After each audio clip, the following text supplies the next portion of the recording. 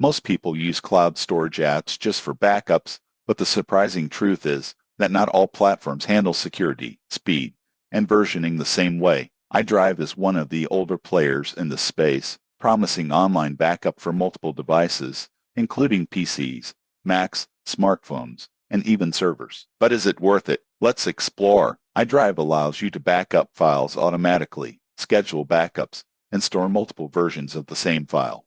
Most people get this wrong by thinking a cloud service only keeps the latest version. With iDrive, you can restore files from previous versions going back 30 days or more. The app supports full system backups, disk images, and syncing across devices. You won't believe what happens next when you use it to manage multiple devices. It centralizes your data in one place while keeping it accessible. Security is strong. iDrive encrypts data during transfer, and it rests with 256-bit AES encryption. You can also set a private encryption key for extra protection. The surprising truth is that many cloud services don't offer this level of control over encryption. The only downside is that speed can vary depending on your internet connection, and the interface may feel overwhelming at first. If you need reliable, feature-rich cloud backup with multi-device support, iDrive is a solid choice. Subscribe for more honest tech reviews before you store your data.